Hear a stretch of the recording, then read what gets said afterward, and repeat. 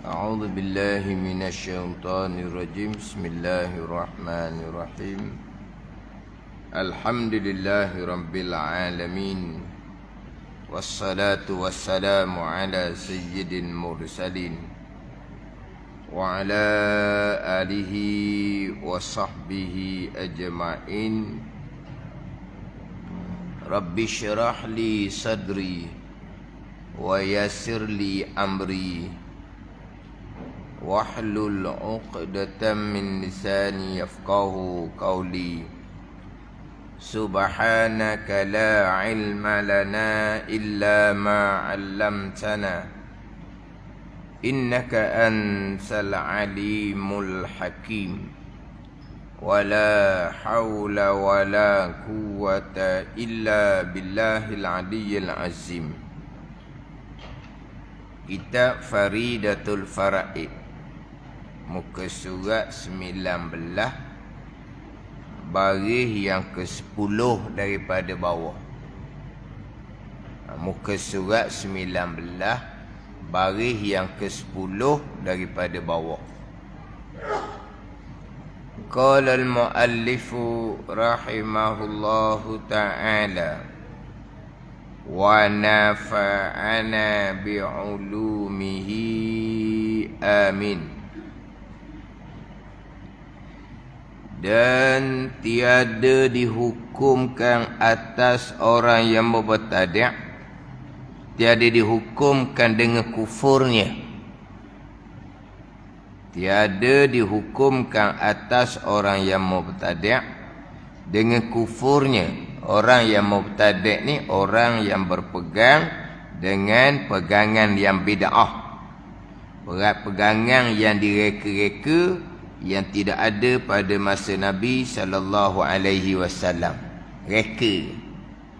Kalau dalam kitab Fataninya dia tak sebut reka, disebut rengkah. Yang direngkah. Kita reka tau, rengkah tak ada. Dia ada kitabnya yang direngkah, yang direka-reka, yang diada-adakan. Pegangan ni Nabi tak bawa. Pegangan ni tak ada pada masa Nabi sallallahu alaihi wasallam, tidak ada pada masa sahabat radhiyallahu anhum pegangan ni. Pegangan ni pegangan yang direka-reka, yang diada-adakan. Yang tak ada pada masa Nabi sallallahu alaihi wasallam dan pada masa sahabat radhiyallahu anhum. Ini dipanggil pegangan yang bid'ah. Orang yang berpegang dengan pegang bid'ah dipanggil orang yang mubtadi'. Orang yang mubtadi'.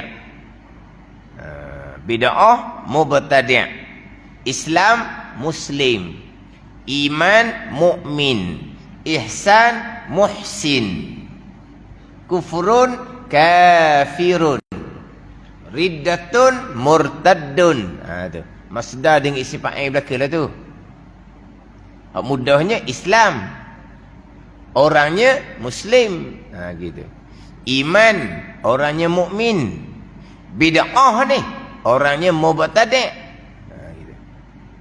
Dia akidah bid'ah. Maka orang tu orang yang mubtadi' dia panggil. Orang yang berpegang dengan pegangan yang direka-reka, yang tidak ada pada masa Nabi sallallahu alaihi wasallam. Dan tiada dihukumkan atas ramutana itu dengan kufur. Tidak dihukumkan kafir lah. Tapi pegangan yang berdosa besar, pegangan yang sesat, pegangan yang terpesong, bukan pegangan Ahlussunnah Jamaah, cuma tak hukum kufur. Tapi pegangan ni pegangan yang salah lah.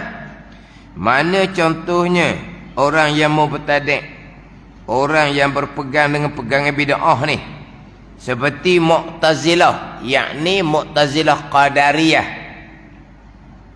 yang mengatakan, yang beriktikadkan bahawa hamba itu, hamba ni manusia, jin, malaikat, bahawasanya hamba itu menjadikan perbuatan dirinya dengan kekuatan, dengan kudrah yang Allah jadikan pada dirinya. Ha ni. Mu'tazilah Qadariyah. Mu'tazilah Qadariyah, mereka berpegang hamba yang menjadikan perbuatan dirinya sendiri, bukan Allah yang menjadikan. Gerak diam hamba, hamba buat sendiri. Bangun duduk hamba, hamba buat sendiri. Dengan kekuatan, dengan kudrah yang Allah bubuh pada hamba. Ini Mu'tazilah Qadariyah. Tiada dihukumkan kufur, tapi pegangan yang fasik, pegangan yang berdosa besar, pegangan yang bid'ah. Hak Mu'tazilah Qadariyah ni dahulu muka surat 13. Baca dah lepas kan. Surat 13. Ahli Sunnah wal Jamaah, Qadariyah dan Jabariyah. Dimulai di muka surat 12. Kemudian hak Qadariyah tu surat 13, hak baris atas sekali. Ketiga ada tiga mazhab. Ahli Sunnah yang pertama, Jabariyah yang kedua, Qadariyah yang ketiga. Mazhab Mu'tazilah, jadi Mu'tazilah Qadariyah, iaitu i'tiqad. I'tiqad mengatakan tu, mengiktikadkan bahawasanya hamba itu, manusia, jin dan malaikat, menjadikan segala perbuatan dirinya yang ikhtiari, perbuatan yang ikhtiari, perbuatan yang bangsa pilihan hamba. Gerak diam, hamba memilih. Bangun duduk, hamba memilih. Dipanggil perbuatan yang ikhtiari. Satu lagi dipanggil perbuatan yang ittirari. Kena ingatlah tu. Ikhtiari satu, ittirari satu. Apa dia ittirar ni? Yang terjadi tanpa ada pilihan hamba. Yang terjadi tanpa ada pilihan hamba pada zahir. Hamba tidak memilih.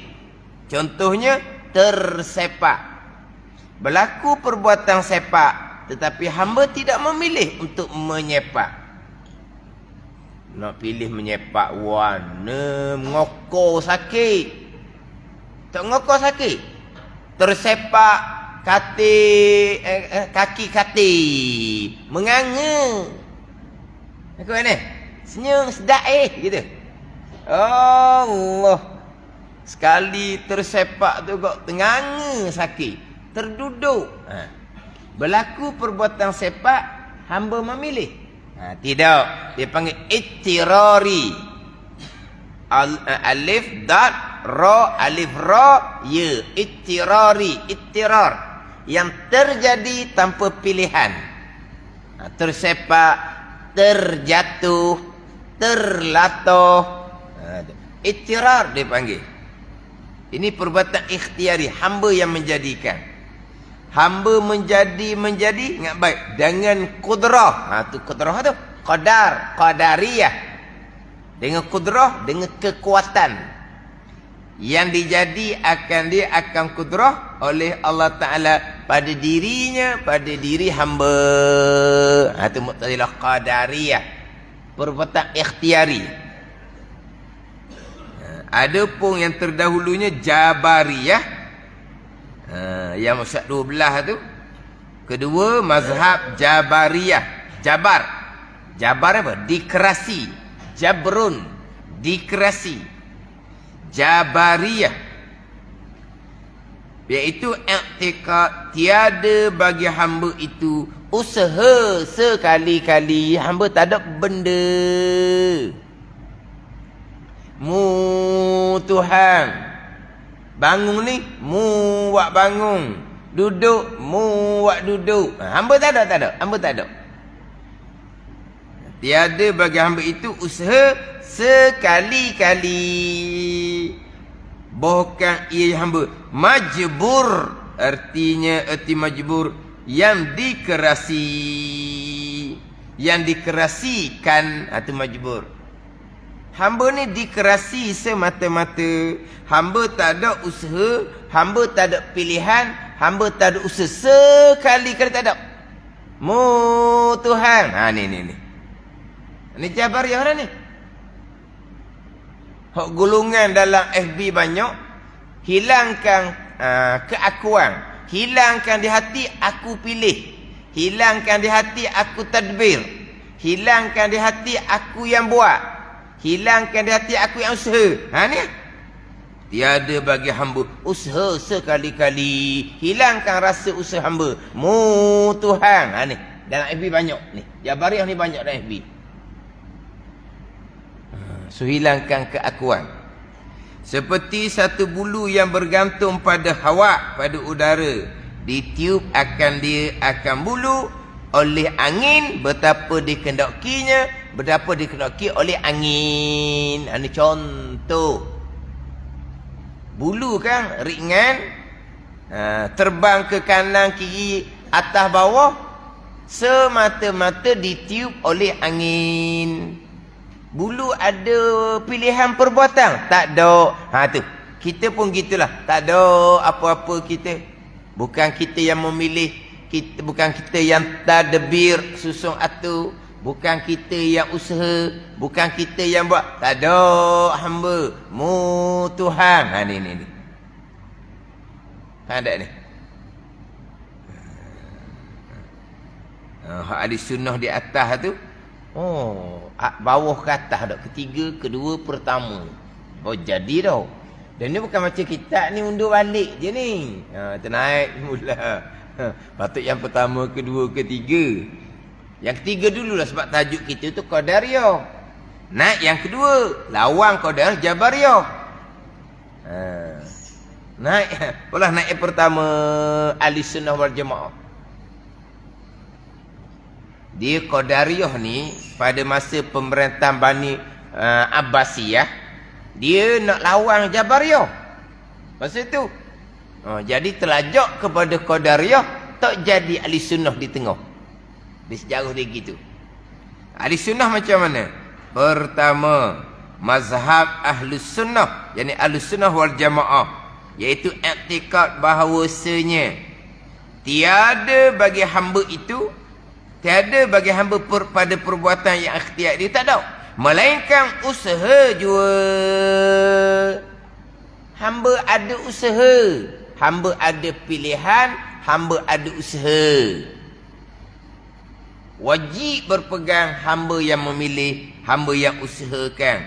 Maka tiada dikerasi akan dia, akan hamba pada perbuatan itu. Bukan macam Jabariyah. Seperti barang akan dia oleh Taifah yang dinamakan Jabariyah.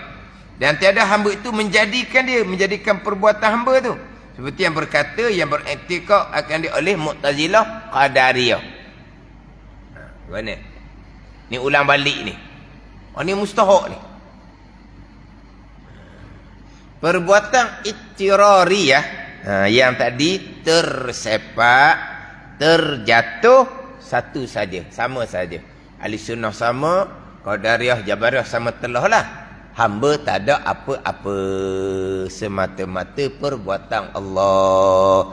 Sebab hamba tidak memilih. Bila hamba tidak memilih, hamba tak ada hukum. Tak berdosa lah, sebab bukan hamba yang memilih. Walaupun kaki yang tersepak tu bukan hanya ternganga sakit, pecah kaki, berdarah kaki. Ada ni. Ada hukum ke tidak? Tak ada hukum. Bahkan kalau hamba tu sobok, redha, boleh pahala pula. Adapun kalau hamba ni dia mengamuk, dia gerang satu-satu benda, dia pun sepak barang. Dia pun sepak barang. Dia sepak tu dengan pilihan, tapi dengan hati yang geram lah, dengan hati yang marah lah. Tapi hamba tu sepak, pilihan hamba ke tak? Pilihan hamba lah, kehendak hamba lah tu. Tapi pilihan dah keadaan geram. Pilihan dalam keadaan hilang kesabaran. Hamba ni memilih nak sepak barang, pecah kaki, haram kerana mencederakan diri. Hak tadi tersepak sama pecah kaki juga. Tapi tak ada pilihan, maka tak ada hukum atas hamba. Kalau pilihan barulah ada hukum. Jadi hamba yang memilih dan melakukan. Tetapi perbuatan hamba tidak memberi bekah yang menjadikan tetap perbuatan Allah Subhanahu wa taala. Cuba kita tengok molek Jabariyah. Tiada bagi hamba usaha sekali-kali. Hamba tak ada gapo satu. Hamba tak ada gapo satu. Hanya semata-mata qadar dan qada Allah Subhanahu wa taala. Hamba tak ada gapo satu. Pada ni.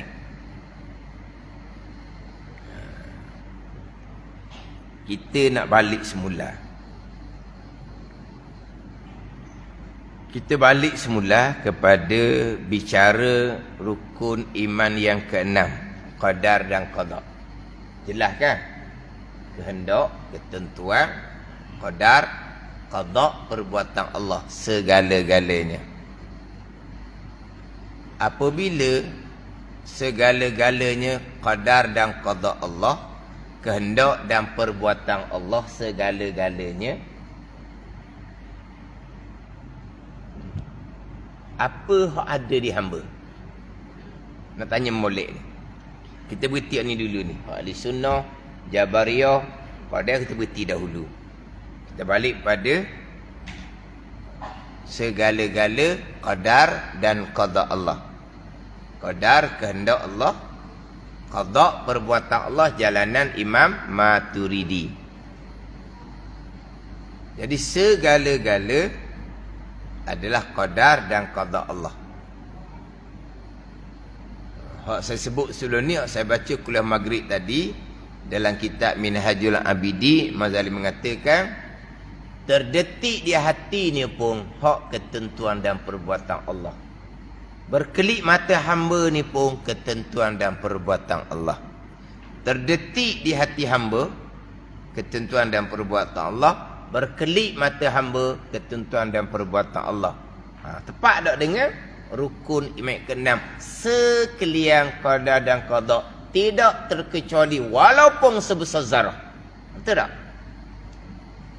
Mazali kata terdetik di hati pun ketentuan dan perbuatan Allah, berkelip mata pun ketentuan dan perbuatan Allah. Macam mana dengan rukun iman ke-6?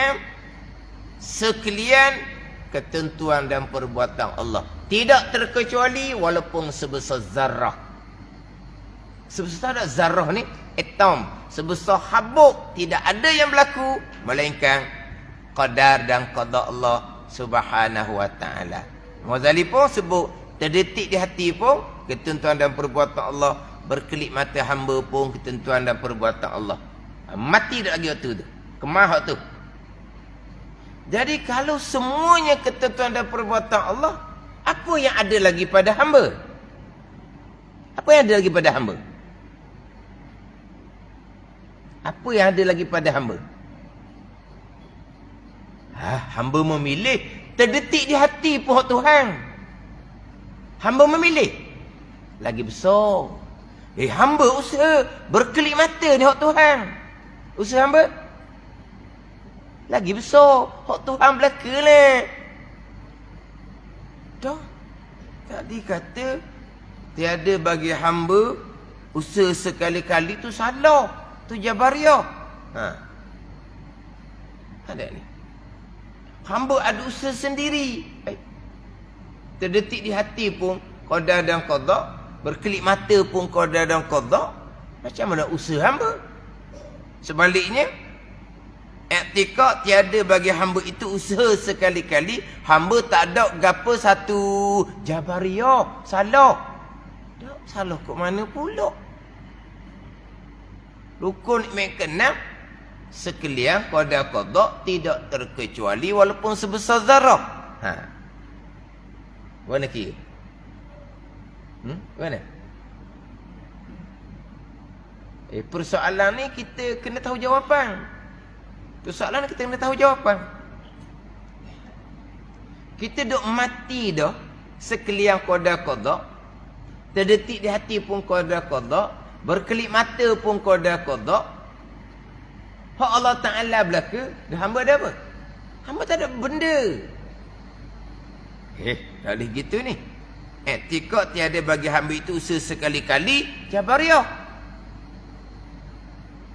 Oh, rukun kenal Jabariyah lah kalau gitu. Mana? Awal lagi ni. Awal lagi pukul 9 baru ni. Dia nak ngatuk pukul 11, 12. Tu ngatuk tu. 11, 12 ngatuk lah. Waktu duha tak ngatuk lagi. Waktu ni terus tengah fresh. Tengah segar. Tengah segar ni. Gua ni. Jadi rukun iman keenam tu Jabariyah ke? Ni jadi payuhnya. Ni jadi payuh. Ni nak kena cermat molek-molek ni. Tapi sebelum nak pergi pada hak bab ahli sunnah, Jabariyah, Qadariyah ni, hak rukun iman tu kena mati dululah. Sekalian qadar dan qada Allah Subhanahu wa taala. Kena mati waktu dulu.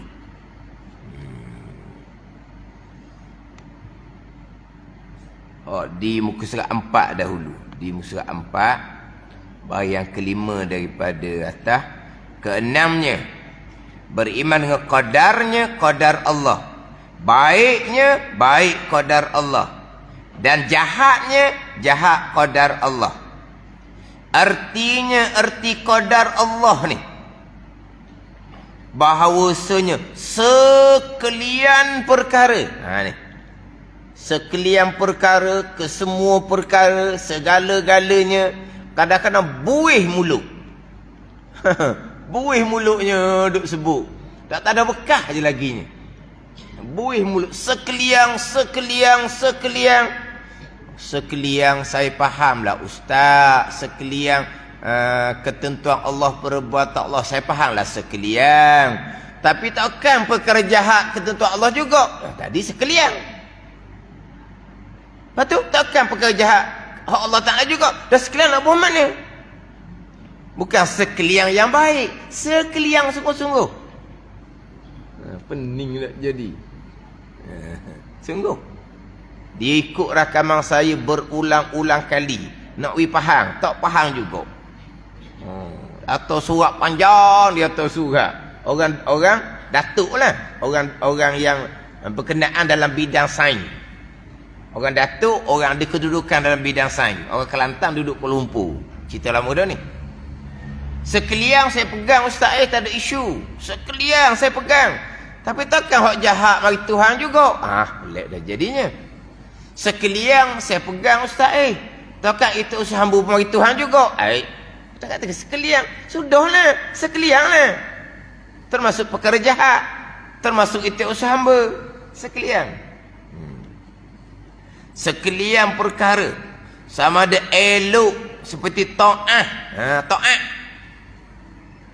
atau keji seperti maksiat. Baik, jahat, ta'ah, maksiat. Ni hukum yang kenal ni. Maksiat,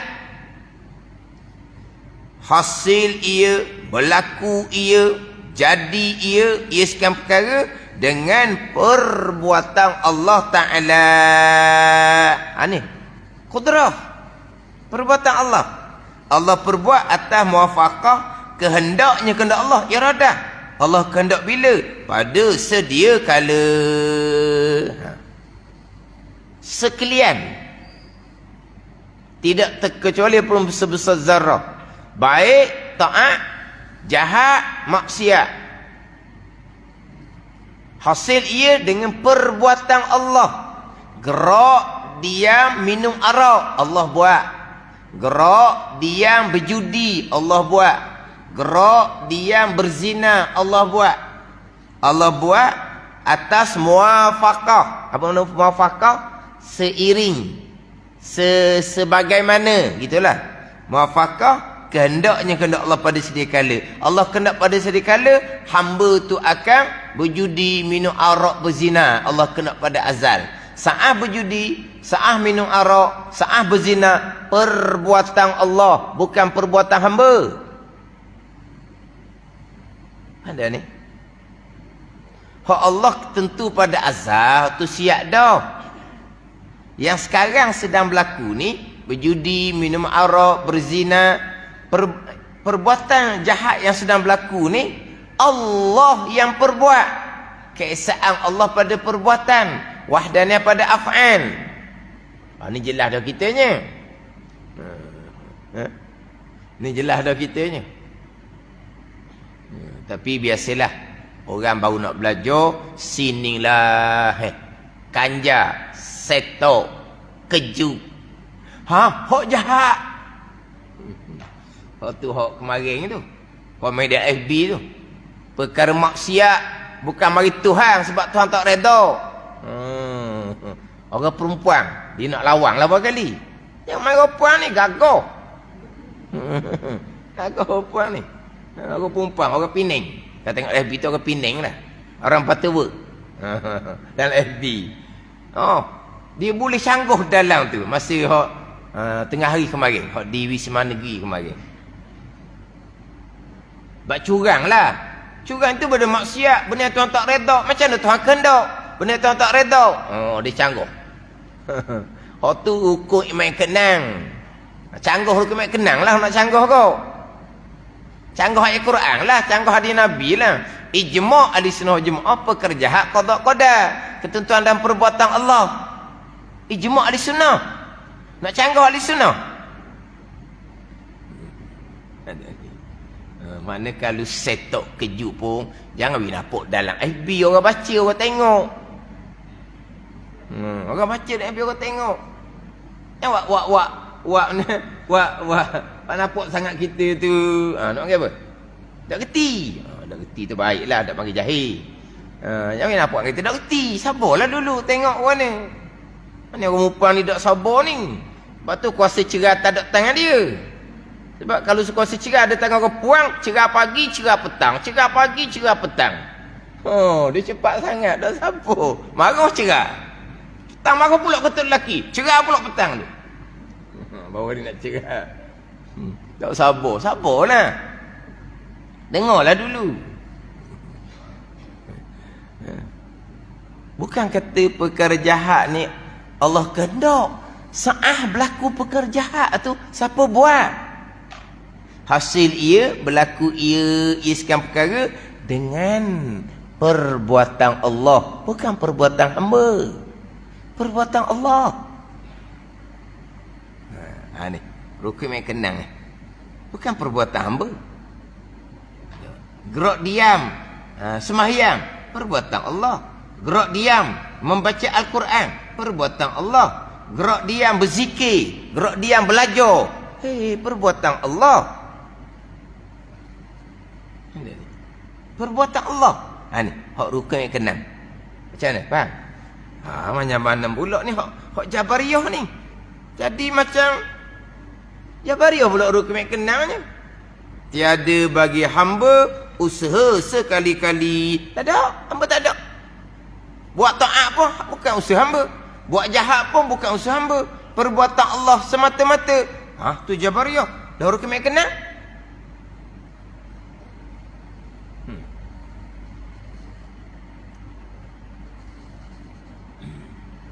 Gimana?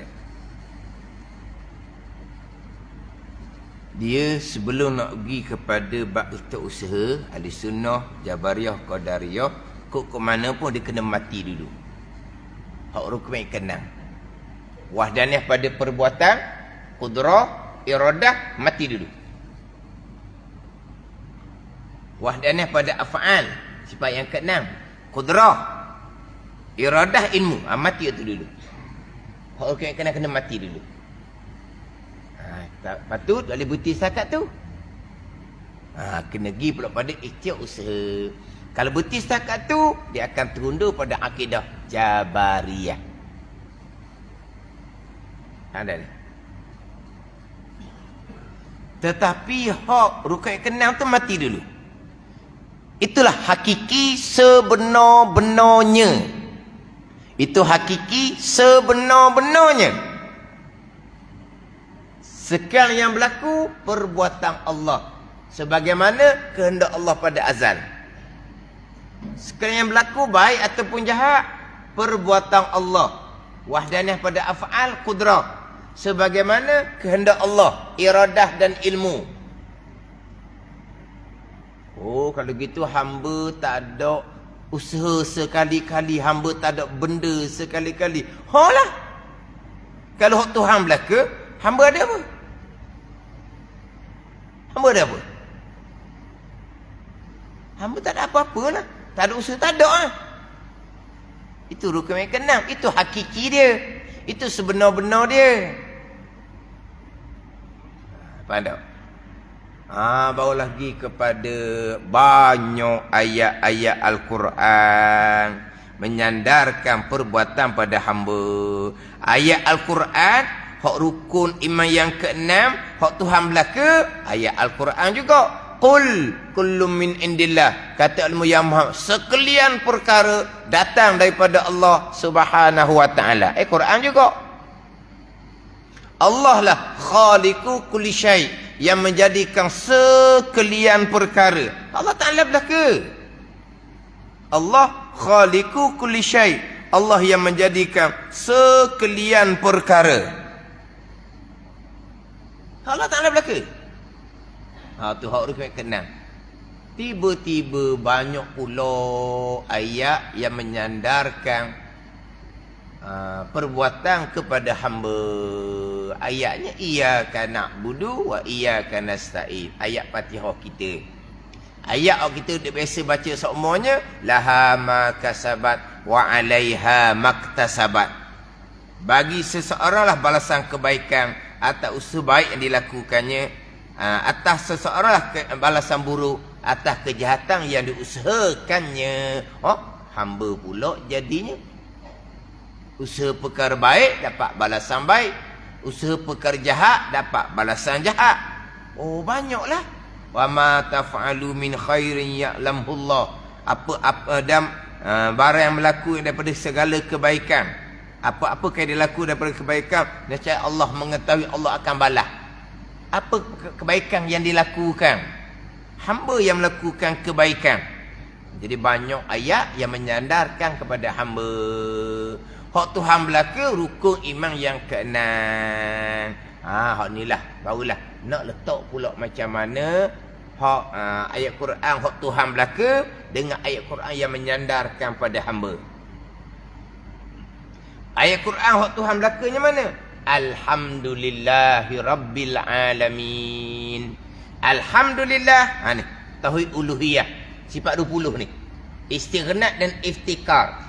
Maksud dari sifat iftikar Allah, semua yang berlaku umum ta'alluq qudrah, iradah, ilmu. Itu iftikar. Rabbil Alamin. Pergi bertauhid rububiyah. Allah Rabb, Allah Tuan. Asas bertauhid rububiyahnya perbuatan Allah belaka. Tu. Alhamdulillahi Rabbil Alamin. Iyyaka na'budu wa iyyaka nasta'in. Akan dikau ni kami yang sembah, dan akan dikau kami yang minta pertolongan. Allah letak kita pula. Hak tadi Allah belaka. Alhamdulillahi Rabbil Alamin. Kemudian Allah letak kita pula. Iyyaka na'budu wa iyyaka nasta'in. Itu pada satu surah, ayat yang berlainan. Pada satu ayat pula. Pada satu ayat. Wa ma ramaita iz ramaita walakinallaha rama. Tidak melontar pasir engkau ya Muhammad ketika engkau melontar pasir. Akan tetapi Allah Ta'ala lah yang melontarkan pasir, memasukkan pasir dalam mata orang kafir dalam peperangan Hunain dengan puak Hawazin selepas pembukaan kota Mekah. Tidak melontar pasir engkau ya Muhammad ketika engkau melontar pasir. Tidak melontar pasir engkau ya Muhammad ketika engkau lontar. Tidak melontar ketika engkau lontar. Mana? Tak pening. Tidak melontar pasir engkau ya Muhammad ketika engkau melontar. Akan tetapi Allah Ta'ala lah yang melontarkan pasir dalam mata orang kafir. Tidak melontar pasir engkau ya Muhammad ketika engkau lontar. Macam dok bertentangan tu. Satu ayat pula. Tadi ayat yang berlainan, cuma suratul Fatihah je. Alhamdulillahi Rabbil Alamin. dengan iyyaka na'budu wa iyyaka nasta'in. Hak ni dak ni satu ayat. Wa ma ramaita iz ramaita walakinnallaha rama. Ha sini. Hak rukun yang keenam sesat dah. Hak Tuhan belaka. Sesat tu. Ayat Al-Quran pula sandar kepada hamba. Kita beriman dengan sekalian ayat Al-Quran. Kita tidak boleh beriman sebahagian, kupu sebahagian. Kita wajib beriman sekalian. Beriman sebahagian, kupu sebahagian. Ini orang-orang Yahudi. Afatu'minuna bi ba'dil kitab wa takfuruna bi ba'd. Fama jazaa'u man yaf'alu zalika illa khizyun fil hayatid dunya wa yaumal qiyamati yuradduna ila asyadil azab. Adakah patut beriman mereka itu akan setengah kitab dan kupur dengan setengah kitab? Dia tak beriman habis. Kita tak, kita beriman dengan sekalian ayat Al-Quran. Nak beriman macam mana? Satu ayat hak Tuhan belaka, kita berkaikan cerita. Satu ayat hak hamba. Itu berkaikan cerita gitulah. Satu ayat hak Tuhan belaka. Allah lah yang masukkan pasal mata kafir, bukan engkau yang melontar ya Muhammad. Satu ayat pula hamba. Mana ketika engkau lontar, hamba pula. Wa ma ramaita, tidak melontar pasir engkau ya Muhammad, walakinnallaha rama, akan tapi Allah Taala yang melontarkan pasir. Allah. Iz ramaita, ketika engkau melontar ya Muhammad. Nabi Muhammad pula melontar. Allah melontar ke Nabi Muhammad yang melontar? Jadi makna satu ayat hak Tuhan belaka, satu ayat hak hamba. Wajib beriman dengan sekalian ayat Al-Quran. Beriman dengan sebahagian, kufur dengan sebahagian, macam orang Yahudi.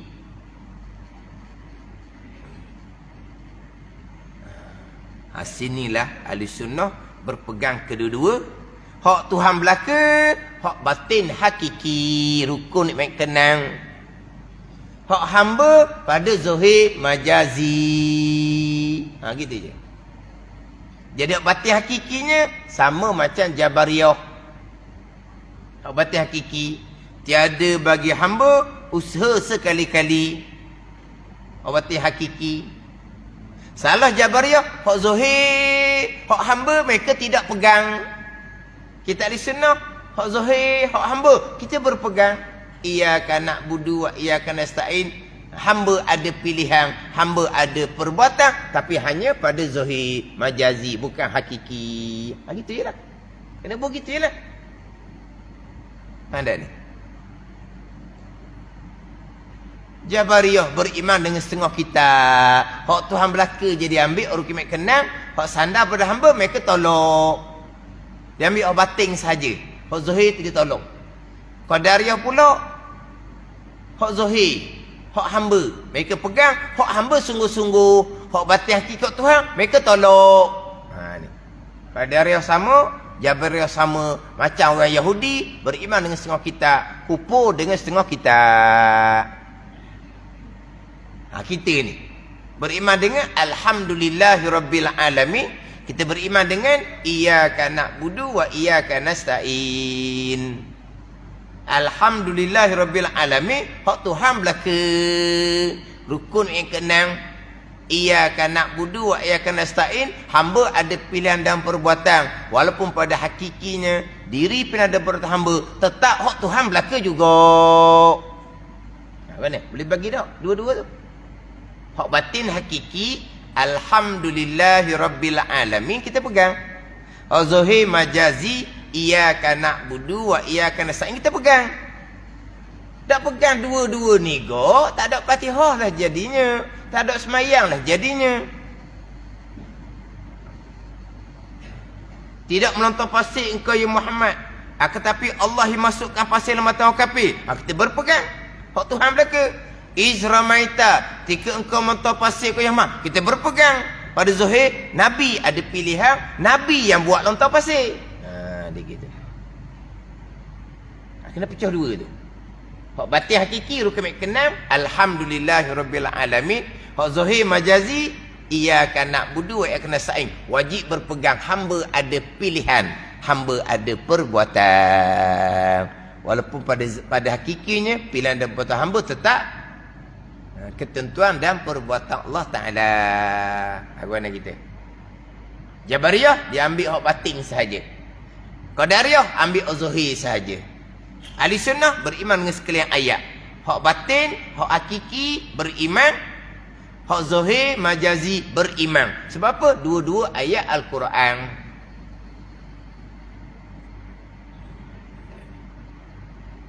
Jadi hak tadi sebut mu Tuhan, hilangkan keakuan, hilangkan pilihan diri, hilangkan tadbir diri, hilangkan usaha diri. Dah kata salah, kata itu batin hakiki, salahlah kalau nak lakon gitu.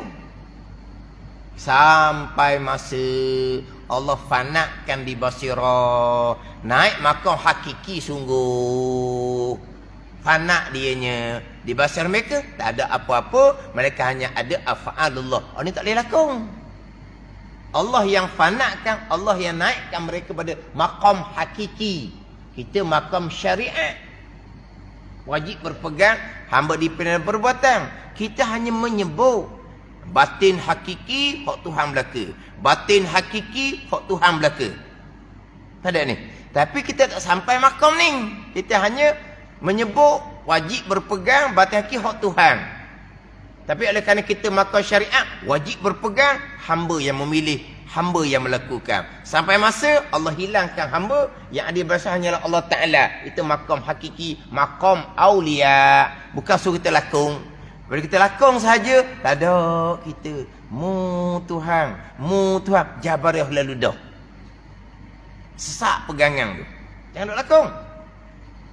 Oh, tu dalam kitab hikam, dalam kitab Adun Nafi, mereka menceritakan orang makam hakiki. Bukan suruh kita lakon makam hakiki. Tapi guru yang salah, ada kita cerita bab makam, kita masuk Allah, tak ada hamba. Allah dia suruh lakon. Tak ada.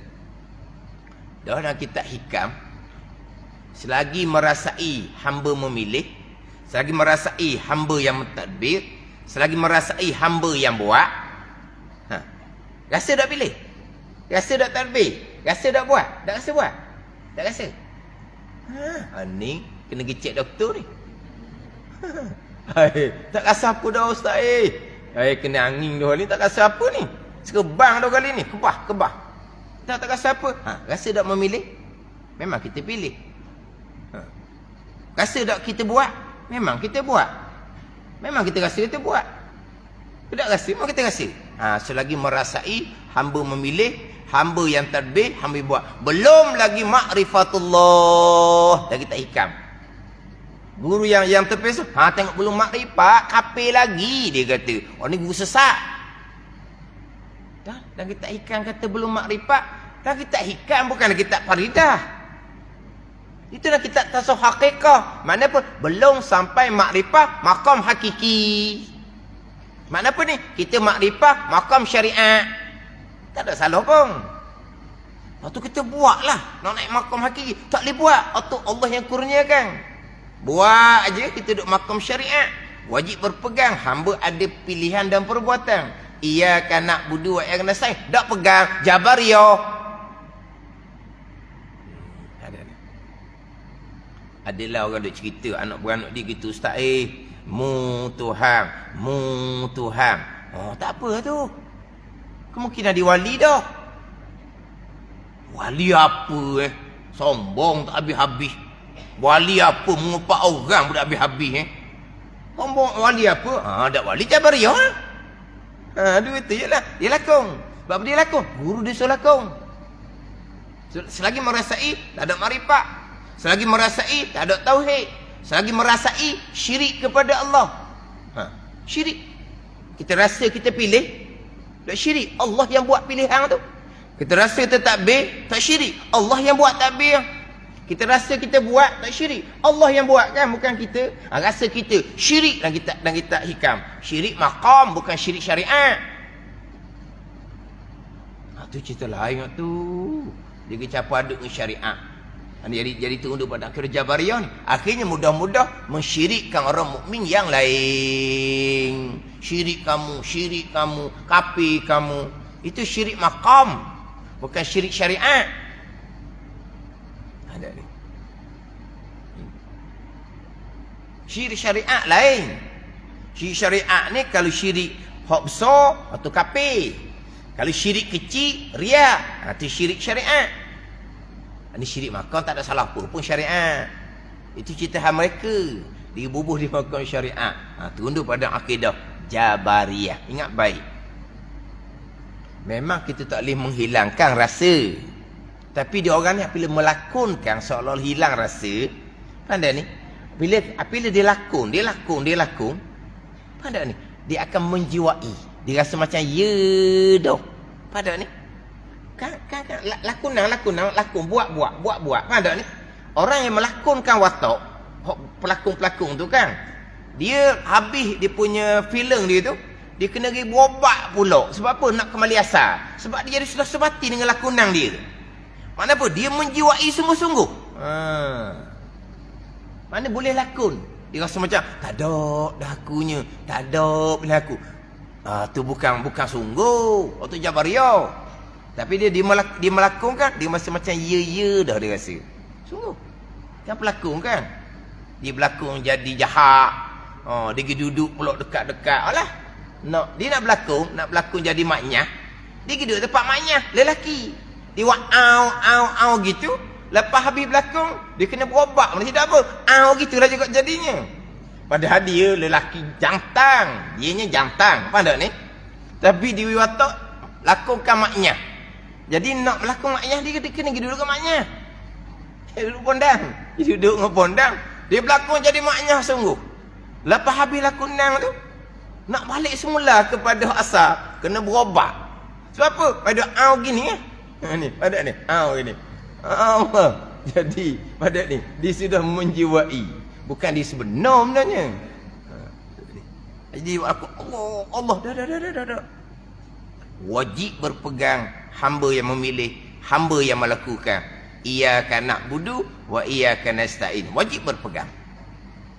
Tapi batin hakikinya, pilihan dan perintah hamba balik pada rukun iman yang keenam, hak Tuhan belaka, balik kepada alhamdulillahi rabbil alamin.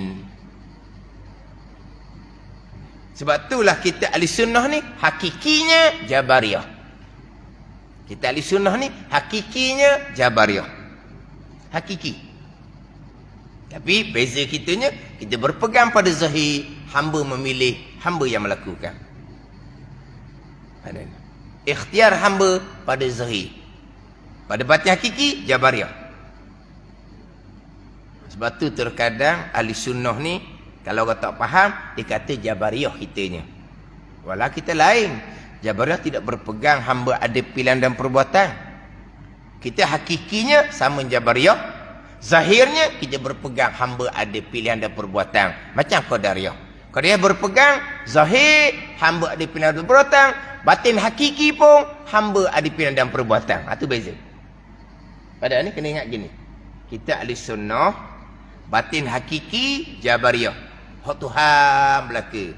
Hak zahirnya berpegang hamba ada pilihan dan perbuatan sama dengan Qadariyah.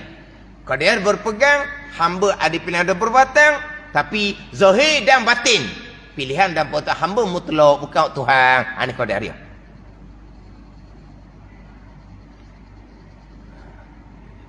Jangan katakan kita ni batin Jabariyah, zahir Qadariyah. Kata gitu. Batin Jabariyah, zahir Qadariyah. Mana apa? Hak batin kita berpegang hak Tuhan belaka. Kita berpegang hak zahir, pilihan dan perbuatan hamba. Qadariyah berpegang gitu. Samalah dengan Qadariyah. Hamba ada pilihan perbuatan pada zahir. Tapi Qadariyah ni, hamba ada pilihan perbuatan pada zahir dan juga pada batin, bukan hak Tuhan. Dia zahir batin hak hamba. Jabariyah zahir batin tak ada hak hamba, Tuhan belaka. Kita ahli sunnah, hak batinnya hak Tuhan, hak zahirnya pilihan dan perbuatan hamba. Dua-dua kita pegang. Hak zahir satu, hak batin satu. Qadariyah zahir batin perbuatan hamba tak ada hak Tuhan. Jabariyah, zahir batin, hak Tuhan belaka, tak ada hak hamba langsung, walaupun pada zahir.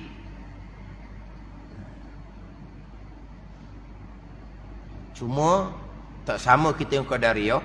Qadariyah ni, zahirnya pilih hamba dan wi bekah. Ahli sunnahnya, zahir pilih hamba, tapi tak wi bekah. Bukan kata pilihan dan perbuatan hamba tak wi bekah. Diri pilihan, diri perbuatan hamba pun tetap perbuatan Allah Subhanahu wa taala. Qadariyah tidak. Gerak dia hamba ni, hamba yang buat dengan kudrah yang ada pada hamba.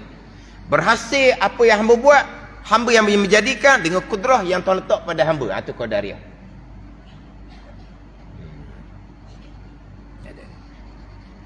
Jadi dia kalau bicara rukun yang kenal, kita berhenti setakat tu, tak tekan bab kita usaha, boleh terundur pada akidah Jabariyah, hak batin hakiki. Kena peringat. Sekalian qada-qada, kena tambah dulu. Kita ahli sunnah, wajib berpegang, hamba ada pilihan dan perbuatan, walaupun pada batin hakiki, pilihan dan perbuatan hamba, hak Tuhan juga. Dan kalau hak Tuhan juga, kenapa wajib berpegang hamba ada pilihan perbuatan? Sebab ayat Al-Quran banyak menyandarkan pada hamba. Kenapa ayat Al-Quran masa lagi menyandarkan pada hamba, yang batin hakiki hak Allah Ta'ala belaka? Batin hakiki hak Allah Ta'ala belaka. Tapi kenapa Allah sandarkan pada hamba juga? Nak tanya gitu? Jawapan dia mudah sahaja. Pergilah awak tanya Allah. Sedar jawab gitu. Ada? Tak sekarang ni hak Tuhan belaka jelas dah rukun keenam. Dan Quran pun banyak hak Tuhan belaka. Kenapa ayat Quran pergi sandar kepada hamba? Gitu deh. Lepas tu kenapa? Tak kerti nak jawab. Tanya Allah Ta'ala sendiri.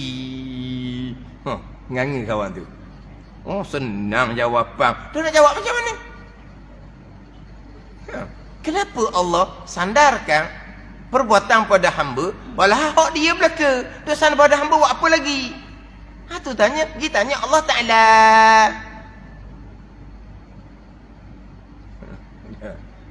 Kita tanya sungguh ni. Jawab sungguh dah tu. Sungguh dah tu. La yus'alu amma yaf'alu wa hum yus'alun. Jangan ditanya Tuhan. Kita akan ditanya pada hari akhir. Takat tu saja. Kenapa? Kerana pada zahir hak hamba. Sebab tu Allah sandar pada hamba. Dah zahir hamba pun hak Tuhan juga hakikinya. Tuhan nak sandar zahir. Itu dah lah. Hak batin hakiki, hak Tuhan belaka. Hak Tuhan sandar pada hamba, hak zahir. Pegang dua-dua dah. Gitulah kitanya. Pegang dua-dua. Ni payah Payah. Nak mudahnya Jabariyah ataupun Qadariyah. Hakiki sudahlah hak Allah belaka. Tak ada hamba. Tak ada lah iyyaka na'budu wa iyyaka nasta'in. Wajib berpegang hamba ada pilihan dan perbuatan. Dah kalau gitu, hak hamba sungguh-sungguhlah senang. Tak ada alhamdulillahirabbil alamin pula. Pilih nak mana? Namanya hal sangat. Ni tak boleh nak korek-korek gitu je. Tadi tak boleh nak. Hak ni ada berkata fa'am siku ni tahan diri. Faham? Pegang sudah. Quran, hak batinnya Quran kata hak dia belaka, hak Allah Ta'ala belaka. Kita berpegang pada batin hakiki. Quran sandar pada hamba. Kita berpegang hamba di pilihan perbuatan pada zahir. Ada lah. Berarti setakat tu. Kenapa tak payah?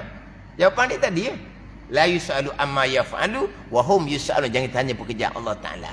Itu jawapan dah kita. Saya kata tadi kita tanya Allah Ta'ala, tak ada dah kita gitu. Tu nebeng lah tu. Dah kena tanya juga. Mana cerita? Ayat Tuhan belaka pegang. Ayat hak hamba pegang. Tapi hak batin hakiki hak Tuhan belaka. Hak zahir je hak hamba. Tapi kenapa masa lagi disandarkan hamba walaupun tu hak zahir saja? Yang dah tanyalah, sekata je.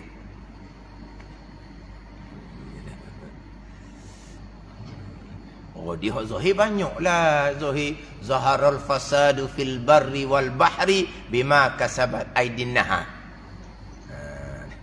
Zahir kerosakan di lautan dan daratan adalah dengan usaha tangan-tangan manusia. Innallaha la yughayyiru ma bi innallaha la dalam ayat Ayat ni biasa orang baca ayat ni. Saya kadang-kadang ayat ni, kadang-kadang boleh baca, kadang-kadang tak boleh baca. Ingat ayat ah. Innallaha la yughayyiru ma bi anfusihim. Ni. Dia depan mula-mula tak nak sebut mana. Pandai su.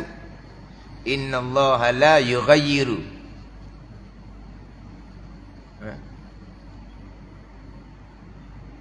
Tak ada orang consider FB. Ayat mudah kadang-kadang boleh sebut, kadang-kadang tak boleh sebut. Ayat tu biasa orang guna tu. Allah tidak merubah nasib pada satu kaum, melainkan kaum yang merubah. Itu pada zahir kaum yang merubah. Memang pada zahirnya kaum yang merubah, tapi pada batin hakiki hak Tuhan belaka. Ada tak kisah dalam tu?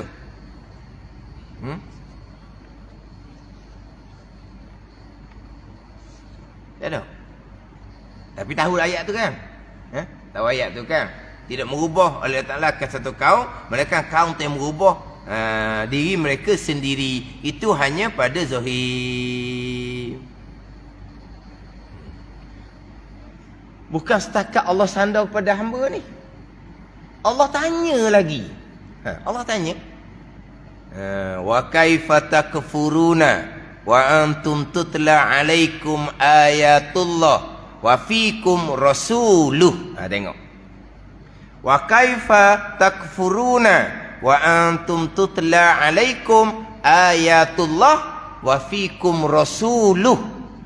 Tuan tanya pula dah. Betapa kufur oleh kamu. Kenapa kamu kafir? Kenapa kamu kafir warnanya? Kafir tu hak Tuhan belaka.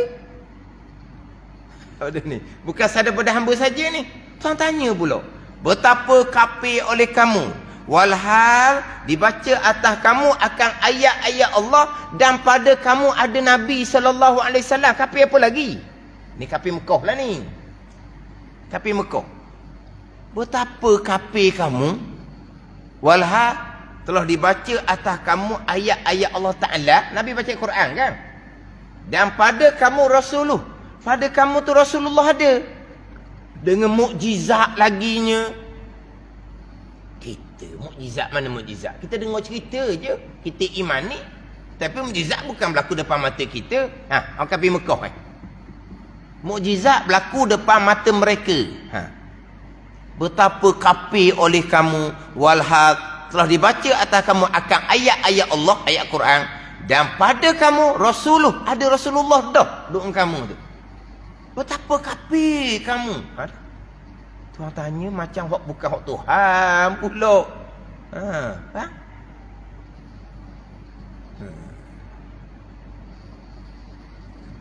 Sebab itulah dia banyak perkara yang kita tak boleh setakat tu je. Bukan kata Allah sandarkan kufur tu pada orang kafir Mekah. Allah soal pula. Kenapa kamu kafir? Kenapa kamu kafir? Kerana engkau yang tentukan mereka kafir. Nak jawab gitu? Dia kata kita yang Tuhan lah. Kata je sekata je. Kata je. Sebab tu kalau kita nak direct pada Al-Quran dengan satu-satu ayat, guna-gana kita. Melainkan dia kena faham ayat Quran sebagai ulama muktabar memahami satu ayat, satu Quran mereka memahami, bukan satu ayat. Kalau ambil satu ayat saja, ayat yang lain macam mana? Dah ayat ni pula Tuhan tanya pula. Wa kaifa takfuruna wa antum tutla alaikum ayatullah wa fikum rasul. Betapa kafir oleh kamu. Kafir lagi puakmu ni. Dibacakan ayat Allah kepada kamu.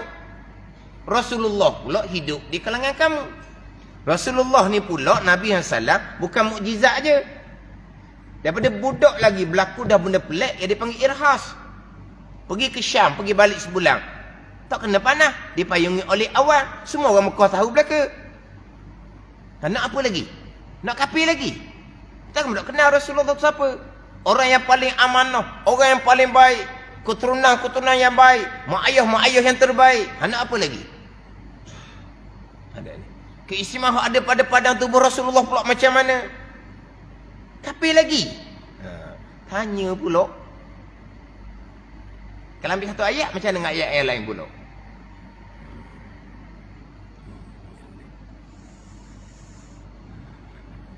Jadi kita pegang batin hakiki, ayat Quran, hukum yang keenam, kita wajib berpegang zahir, hamba ada pilihan dan perbuatan. Qadariyah tidak. Jabariyah tidak. Dia ambil sebelah. Orang sekarang ni yang mengaku kono-kono tasawuf, nak ambil batin hakiki, bukan sampai makom sungguh. Jadi Jabariyah mereka ni. Hak gulungan ramah sekarang ni memang hak pakai zahir saja. Mereka tolak hak batin. Mereka pakai zahir saja. Maka hamba sendiri menjadikan perbuatan hamba. Allah letak dah otak di kepala hamba. Allah letak dah keupayaan pada diri hamba. Hamba memikir, memilih sendiri dengan otak yang Tuhan jadikan. Hamba buat sendiri dengan kekuatan yang Tuhan jadikan. Ini Qadariyah. Ini banyak sekarang. Dia hanya pakai zahir. Hak tadi tu kalau kau ni nak tasawuf, bukan tasawuf sebenar lah. Yang ambil kita tasawuf hakikah, dia nak lakong, jadi Jabariyah. Dia nak ambil batin saja. Hak zahir ditolak. Mereka sampai makam batin, makam hakiki, itu kurnia Allah Ta'ala, itu cerita lain. Tapi banyaknya ambil zahir saja. Allah letak ni otak ni ada ni kan. Otak ni yang memikir, menilai, memilih. Upaya yang Allah letak pada otak. Ahli sunnah tidak. Memang hamba yang memikir, hamba yang menilai, hamba memilih dengan otak. Tapi batin hakikinya otak makhluk tak bekas. Diri memikir perbuatan Allah. Diri menilai, memilih perbuatan Allah. Pada ni. Memang kita berpegang Allah letak upaya pada tubuh hamba, tenaga. Tapi gerak dia hamba tetap balik kepada perbuatan Allah Subhanahu wa ta'ala. Itu ahli sunnah wal jamaah. Kadang tidak. Hamba sendiri yang melakukan perbuatan diri hamba dengan kudrah kuasa yang Allah jadikan pada hamba. Ini pegangan yang mensyirikkan Allah pada perbuatan. Cuma pandangan muktamad tidak menghukumkan kufur. Pandangan kafir juga. Itu pandangan menghukumkan kafir, Mu'tazilah, Qadariyah. Mana kita?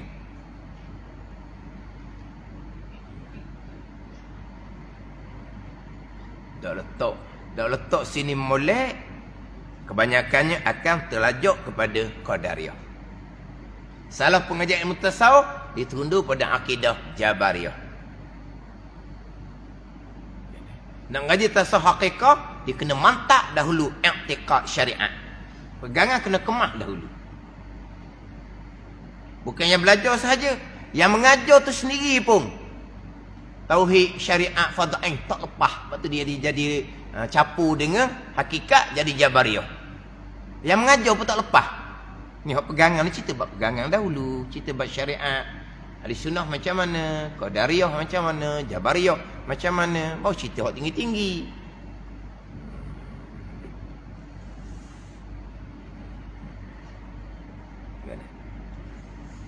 Tidak dihukumkan kufur pun, tapi pegangan yang mensyirikkan Allah pada perbuatan. Dan yang mengingkarkan harus milik Allah Ta'ala di dalam akhirah. Ini pun sama, pegangan yang mubtadi', yang tiada dihukumkan dengan kufur, tapi pegangan yang berdosa. Wallahu a'lam.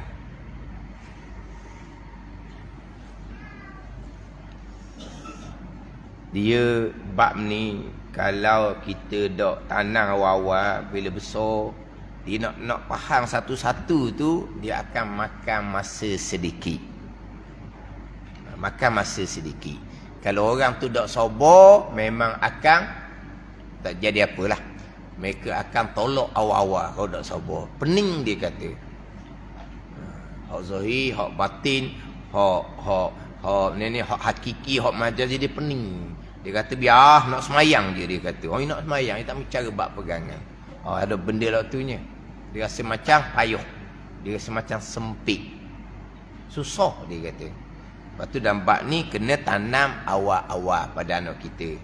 Sebelum nak semayang lagi, sebelum nak baca Quran lagi ni. Waktu permulaan mengenal Allah Subhanahu wa ta'ala sebagai ilah sembahyang sebenar, mengenal Allah sebagai Rabb, Tuan yang hakiki. Ingat baik, Tu soalan barzah yang pertama, Mar-Rabbuk, siapa Tuan kamu?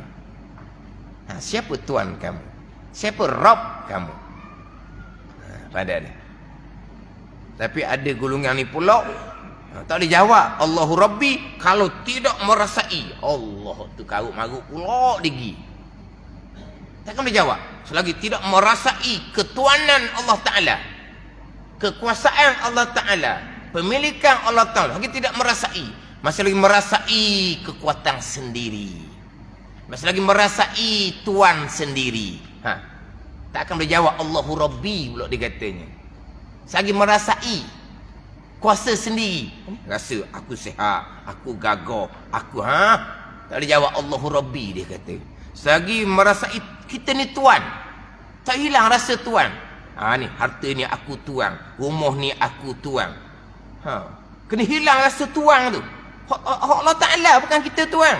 Pada ni kakamah ada di tubuh tu bukan hak kita, hak Allah Ta'ala belaka. Bikut orang lah.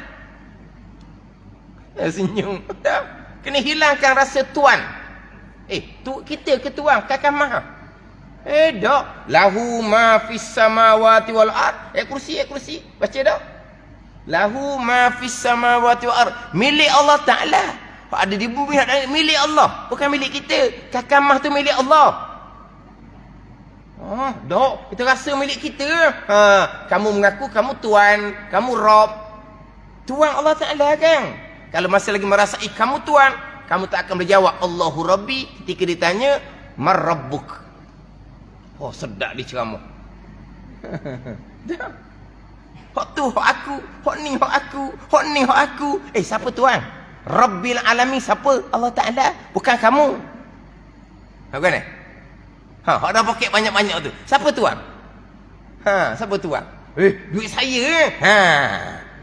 Dia Tuan pula. Allah Ta'ala Tuan, bukan kamu Tuan. Pasal macam mana? Tahun lalu tu kan masuk belaka dalam tu. Biar boleh banyak hari ni. Biar aku surat kejut. Biar hari ni boleh banyak. Hilang dah Tuan. Allah Ta'ala Tuan. Mana? Dia suruh kena sampai tangga tu barulah boleh jawab Allahu Rabbi. Kalau tidak boleh jawab dia alam barzah. Tu karut-marut gitu. Tu karut-marut.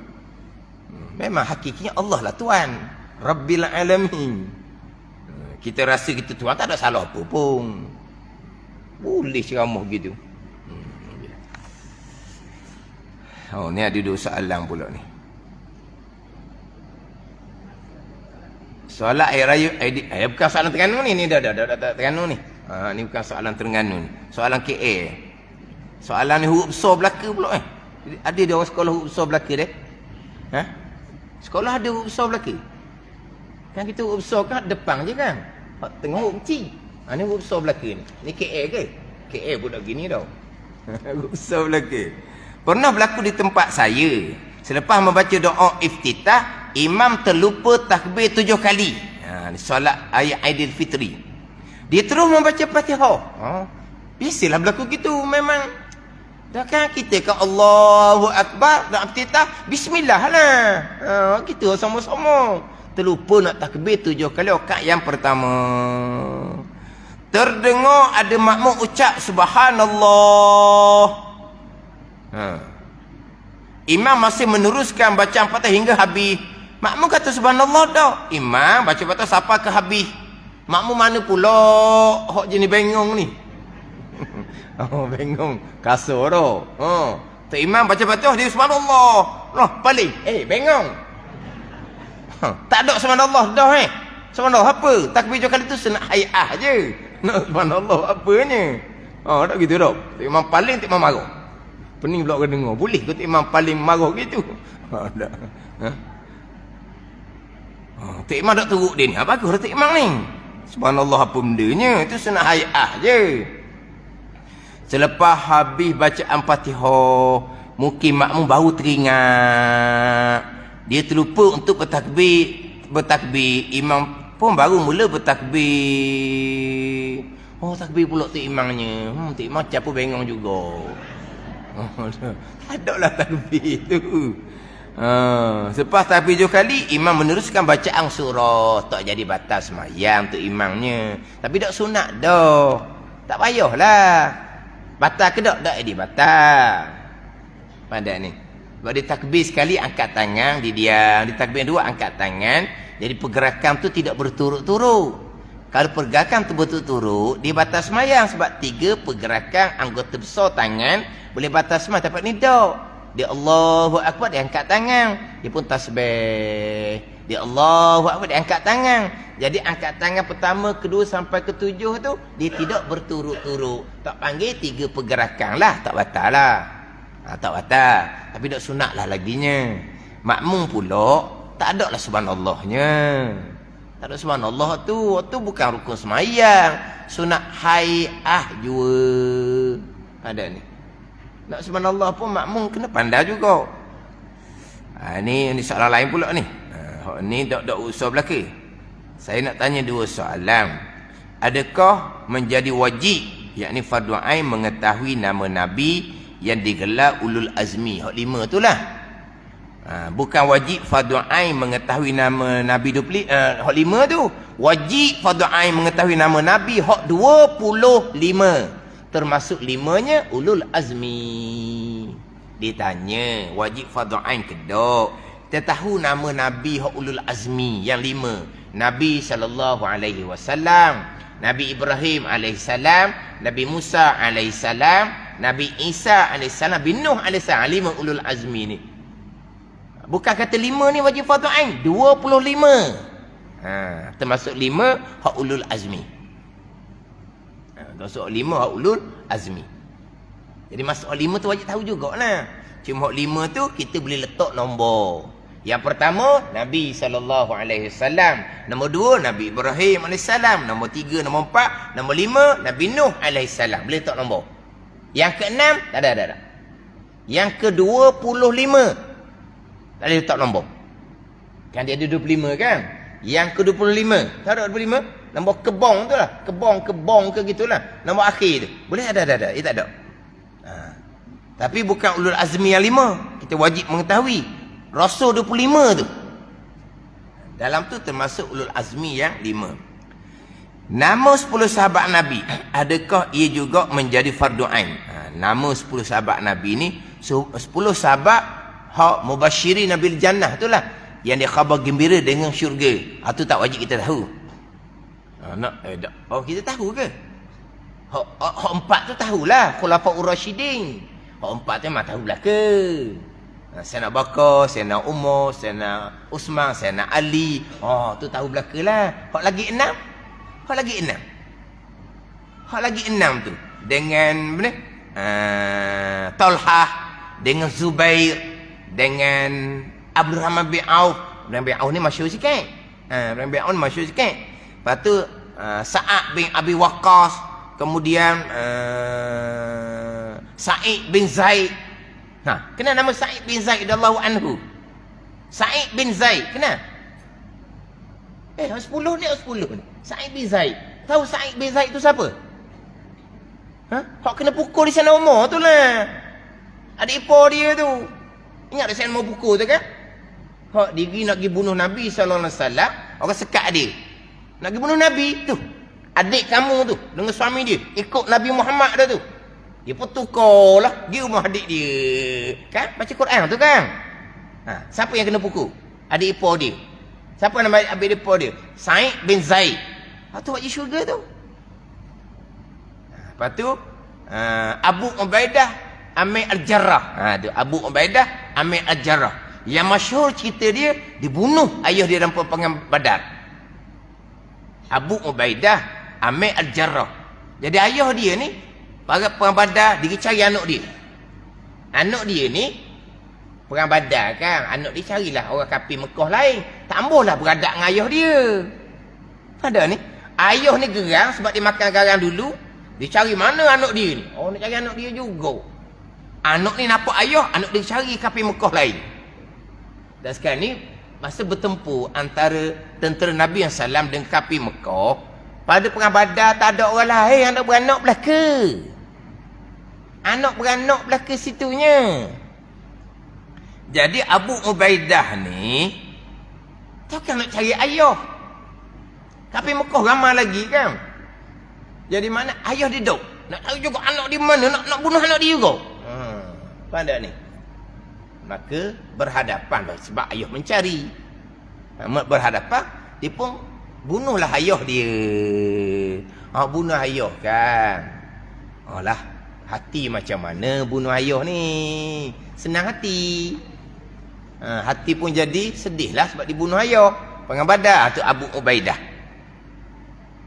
Maka turun ayat kan, la tajidu qauman yu'minuna billahi wal yawmil akhir yuwadduna man haddallaha wa rasulah walau kanu aba'ahum aw abna'ahum aw ikhwanahum.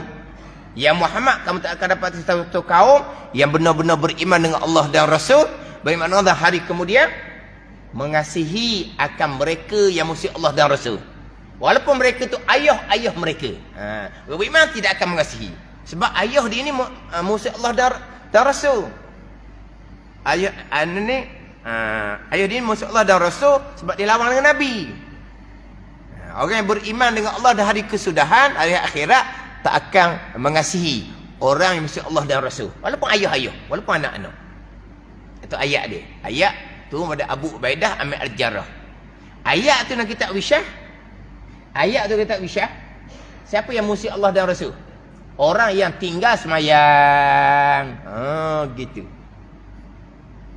Jadi walaupun siapa orang tu, ayah sendiri ke, mak sendiri ke, anak sendiri ke, kalau betul-betul beriman dengan Allah dan hari kesudahan, tidak akan mengasihani, tidak akan menyayangi orang yang musuh Allah dan Rasul, walaupun ayah, walaupun anak. Mana musuh Allah dan Rasul? Tinggal semayang. Kan kitab Wisyah. Tapi oleh kerana dia ayah, wajib khidmat. Oleh kerana dia mak, wajib khidmat. Sayang ke tak? Nak sayang macam mana dia musuh Allah dan Rasul dengan tinggal semayang? Ada. Walaupun anak yang okeylah dok tunggal ke dok tunggal pun, dia malas semayang, dia musuh Allah dan Rasul. Orang beriman tidak akan mengasihi. Tapi kenapa bela juga? Dah ada rumah juga, mudah duk dekat sikit, boleh nasihat, boleh tegur. Tiba-tiba dia bosan dengan mak ayah dia tegur sebab tak semayang, dia pun pindah. Mak ayah ni alhamdulillah keluar daripada rumah kitanya orang yang mengundang bencana daripada Allah Subhanahu wa taala. Halau jangan, sebab kalau halau jauh daripada kita, payahlah nak pergi air tawar. Air tawar kan. Cari yang rotu, jangan nak cari air tawar. Anak dia pun takut dah nak minum air rumah mak dia tu. Air ada semua ni, sebekah buat lik di masjid ni. Air apa ni? Air tawar lah, air yasin, air tahlil, keras tak mau semayang ni. Ni. Tiba-tiba dia pun bosan duduk dengan kita sebab duk sibuk has semayang. Dia pun nak duduk sendiri. Alhamdulillah. Sebab apa? Sebab dalam rumah kita tu dia mengundang balak daripada Allah Subhanahu wa taala. Al-bala iza nazala amma. Balak bila turun kena perhabis, bukan kena duduk semayang je. Dia gitulah. Tapi asal ayat tu Abu Ubaidah lah. Bunuh ayah. Bayangkanlah. Tu wajib syurga. Satu lagi Sa'id bin Zaid tu lah. Tu jarang orang sebut nama. Kalau kata Talha, Zubair, Abdul Rahman bin Auf, Sa'ad bin Abi Waqqas, Abu Ubaidah tadi tu nama yang biasa orang dengar. Sa'id bin Zaid je. Walah cerita dia semua orang tahu. Cuba dia kan. Saya mau pukul adik ipar dia. Itulah dia, adik ipar dia. Sa'id bin Zaid radhiyallahu anhu yang wajib syurga. 10 ni tak wajib fardhu ain, kita tahu.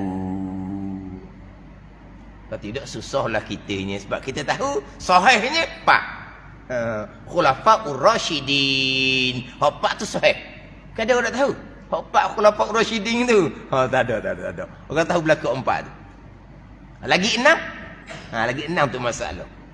Itu bukan wajib fardhu ain kita mengetahui. Tapi molek tahulah. Dia ada buku budak-budak, tulisan besar-besar. Satu buku tu Sayyidina Bakar radhiyallahu anhu, sejarah dia. Sayyidina Umar radhiyallahu sejarah dia. 10 tu, dia 10. Dia ada macam satu ni, dia panggil apa? Satu buku lain-lain tapi dia panggil apa? Satu set. Dia letak sekali. 10 sahabat je letak sekali. Tulisan pula besar-besar. Macam untuk budak-budak. Macam tu budak-budak. Dalam tu dicerita sejarah belaka lah. 10 orang sahabat yang wajib syurga. Amalik buku gitu. Biar anak kita baca. Jumpa tubik kisah Abu Ubaidah tu. Amir Ajar hak bunuh ayah dia dalam peperangan Badar.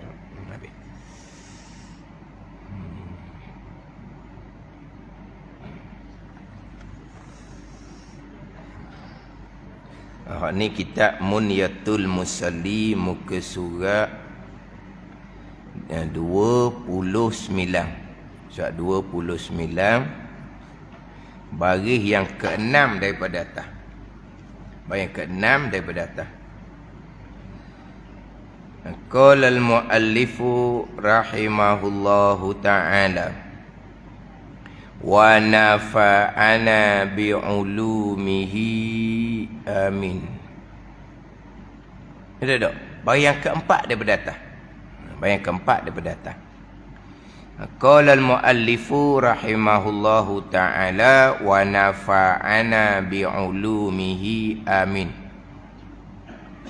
Kemudian jika sembahyang berjamaah, sembahyang 2 hari raya, sembahyang berjamaah. Berjamaah ni pula diimamkan oleh imam laki-laki. Berjamaah yang diimamkan oleh imam laki-laki. Maka sunat dibaca khutbah kemudian daripada sembahyang kedua hari raya itu.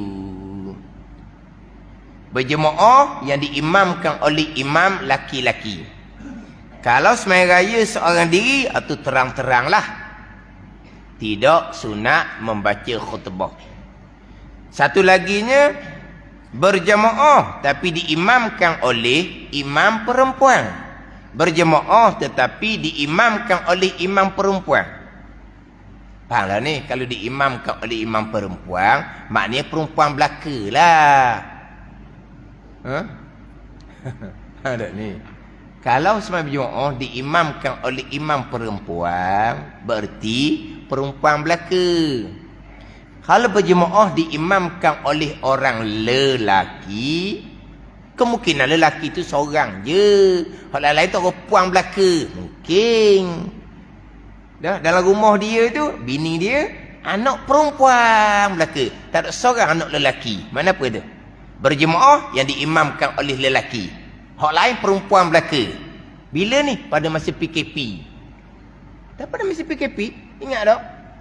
Kan main raya kan main rumah belaka kan? Masing-masing cari kertas khutbah belaka masa tu kan? Boleh pahala dah tu. Boleh pahala baca khutbah. Khutbah raya puasa, raya haji. Dah kalau tidak, siapa nak kita baca khutbah masjid? Surah apa nak beri? Ada ni. Baca tak khutbah? Baca? Ada bahagian. Jangan tak baca khutbah. Kau tak raya raya terus. Waktu timbul macam-macam tu. Sunat ada tukar. Tak kira lah batang penyapu ke, ni siapa ke, pedang, plastik, mainan anak dia jadi tukar khutbah. Lepas tu dia ambil gambar pula. Allah, ada benda orang ni. Padahal batang penyapu banyak kan. Pulah lah batang penyapu, jangan dengan penyapu tu. Kan dia boleh pulah kan, pulah. Pegang batang penyapu tu. Sunat. Dia kena ada benda yang kita pegang. Tungkak lah. Sunat. Tak pegang pun tak apa, berdiri tegak, tak apa. Pegang, sunat pegang. Pegang dengan tangan kiri, jangan pegang tangan kanan. Pegang dengan tangan kanan pun ada juga. Tapi pegang tangan kanan, tok khotib masjid ada pegang tangan kanan. Dia dah ingat, dia tak ingat. Dia pegang tangan kanan. Dah pegang tangan kiri, sunat pegang tangan kiri. Sunat je. Jadi masa PKP tu kau, suami lah, ayah lah. Baca khutbah lah. Nak ngalu buat apa, tak ada orang lain di depan tu. Khutbah pula bukan Jawi, hak Umi. Bukan hak Jawi, hak Umi. Dalam tu lengkap dah ke dah. Dengan doa-doa lengkap dah ke dah. Tak susah dah. Tapi kalau tak baca juga kok, bilalah nak ada pahala. Dah. Nanti daripada masyar, satu-satu amalan, pahala membaca khutbah. Pada ni. Panjang tengkok. Sebab apa? Aku ada pahala. Bila? Sekali je. Masa PKP. Tak apa dah. Dah ni. Sebab tu kita tiap-tiap satu amal sunat, kita kena buat walaupun sekali. Tiap-tiap satu amal sunat, kena buat walaupun sekali. Sebab time amal sunat tu disebut daripada masyarakat, kita akan jadi panjang tengkok. Mana apa ni? Nanti bukan panjang tengkok zirapah tu. Waktu duduk. Panjang tengkok zirapah tak ambuh. Mana apa ni? Kita nanti. Oh, kalau tak baca khutbah juga, tak tahulah. Rumi, bukan Jawi pun. Rumi. Berjemaah yang diimamkan oleh imam laki-laki. Maka sunat dibaca khutbah, kemudian daripada semain 2 ayat itu. Tu sunat je. Tak baca, tak ada kata tak sah semain raya, bukan. Dimulai pada awal khutbah yang pertama dengan takbir 9 kali berturut-turut, dan pada khutbah yang kedua 7 kali berturut-turut. Ni pun adalah teks khutbah.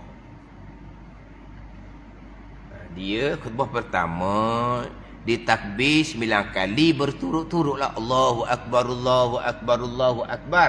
Berturut-turut. Khutbah pertama dimulai dengan takbir 9 kali. Khutbah kedua dimulai dengan takbir 5 kali. Tapi khutbah 9 kali ni, 7 kali ni aku ni khutbah yang kedua ada dalam teks khutbah belaka. Tak susah lah. Tak susah. Dan tu dia akan tulis takbir berarti boleh 9 kali. Tak ada apa-apa. Sunat. Tapi kalau dia takbir 9 kali, bab pertama, bab 2 tak takbir 7 kali pun sah je khutbah dia tu, tapi sunat. Ni kadang-kadang orang tukar kok mana sembahyang raya. Rakaat pertama takbir 7 kali, rakaat kedua takbir 5 kali. Khutbah pertama takbir 9 kali, khutbah kedua takbir 7 kali. Dia lain tu. Sembahyang raya rakaat pertama kan, lepas baca doa iftitah takbir 7 kali. Rakaat kedua, bangkit pada rakaat kedua, sebelum baca pada takbir 5 kali. Adapun ketika membaca khutbah pertama takbir 9 bukan 7. Khutbah kedua takbir 7 kali bukan 5. Situ sikit kadang-kadang. Tapi tak susah mana, sebab dalam teks khutbah sudah siap-siap belaka dah. Tapi hukumnya adalah sunat. Adalah kedua khutbahnya itu seperti khutbah Jumaat. Khutbahnya sama macam khutbah Jumaat. Sama pada apa ni? Sama pada rukun dia, pada syarat dia, pada sunat dia. Ada ni, samalah. Ada ni. Sama-sama syarat dia kena berdiri, jangan duduk. Janganlah baca khutbah masa duduk atas latar. Itu tidak sah. Khutbah ni sunat, khutbah raya ni. Khutbah Jumaat tu memang wajib, tu syarat untuk sah sembahyang Jumaat. Tapi hukum dia sama. Hukum dia sama. Antara dua khutbah wajib kena duduk. Khutbah raya pun kena duduk jugalah. Kena adalah sediakan kursi di belakang tu. Duduk antara dua khutbah. Jangan buat malah. Kau tak duduk, tak sah dua khutbah sunat tu. Tak sah, tak berdosa. Tapi tak boleh pahala sunat membaca dua khutbah. Nak panggil dua macam mana kalau tak duduk? Nak panggil dua ni, sesah khutbah pertama, duduk. Satu khutbah. Lepas tu baca doa tengah tu lah. Baca doa tengah tu, dah suruh pening-pening lah. Siapa kita tanya tu bila masjid mana? Awak baca doa apa antara dua khutbah? Tak payah lah. Lepas tu nak baca apa tengah tu? Bacalah Rabbana zalamna pun Rabbana atina pun. Oh malah baca? Tak payah baca lah. Cuma nak suruh duduk je sekejap. Duduk. Lepas tu bangun semula. Baru dipanggil khutbah yang kedua. Tanpa duduk, panggil dua khutbah kedua. Tak panggil dua. Sebab satu sampai ke akhir. Tapi masa duduk tu, berdoa tu sunat je. Ni kadang payah ni. Nak baca doa apa dia kata. Tu kena kepada orang hak di bawah tu lah. Ayah susah dah macam kata duduk dah ni. Tak apalah, saya berdoa pun tak apa. Tak berdoa pun tak apa. Tapi kena duduk antara dua khutbah. Dia samalah juga kena ada alhamdulillah wassalatu wassalam ala rasulillah ittaqullah. Situ. Lepas tu qul huwallahu ahad. Baca satu ayat. Kemudian duduk. Jangan buat begitu. Waktu wajib. Bangun khutbah yang kedua. Alhamdulillah wassalatu wassalam ala rasulillah ittaqullah rahimakumullah. Gitu je khutbah. Waktu je wajibnya. Sudahlah, dua khutbah raya. Anak teropong dengar ayah baca khutbah. Dia baca waktu je. Dia kan. Yang pertama alhamdulillah. Khutbah pertama, khutbah kedua sama-sama wajib. Yang kedua selawat. Wassalatu wassalam ala rasulillah. Khutbah pertama, khutbah kedua sama-sama wajib. Yang ketiga pesan takwa. Ittaqullah. Itu yang ketiga. Tiga ni sama. Khutbah pertama, khutbah kedua sama-sama wajib. Khutbah pertama wajib kena baca satu ayat Al-Quran. Qul huwallahu ahad. Satu ayat. Duduk kan. Khutbah kedua alhamdulillah wassalatu wassalam ala rasulillah ittaqullah. Wajib berdoa rahimakumullah. Mudah-mudahan dirahmat oleh kamu akan Allah. Lepas tu habis. Lepas tu hak wajib. Lepas tu hak wajib. Hak sunat dia. Maka dinyatakan dalam khutbah itu hukum bicara korban pada khutbah hari raya korban. Dan dibicarakan hukum zakat fitrah pada hari fitrah. Ada teks tu ada. Kalau khutbah raya korban, dia akan cerita bab kekuatan korban. Lepas tu dia akan cerita perkara yang lain. Kalau raya puasa, dia akan cerita bab kewajipan zakat fitrah. Kemudian dia cerita pula bab hukum hakam yang lain. Pihak wajibnya hak tadi je. Alhamdulillah wassalatu wassalam ala rasulillah ittaqullah. Tiga. Khutbah pertama kena ada Al-Quran satu. Khutbah kedua kena ada doa sepatah. Rahimakumullah. Itu sekurang-kurang yang wajib. Wallahu a'lam. Bismillahirrahmanirrahim. Alhamdulillahirabbil alamin. Wassalatu wassalamu ala sayyidil mursalin wa ala alihi wa sahbihi ajma'in. Allahumma ftah alaina futuhal arifin. Allahumma allimna ilma akdamin wa fahimna famasabikin warzuqna ruqat talibin. Allahumma zidna ilman wa alhiqna bis salihin. Wa sallallahu ala sayyidina Muhammadin wa ala alihi wa sahbihi wa sallam. Walhamdulillahi rabbil alamin.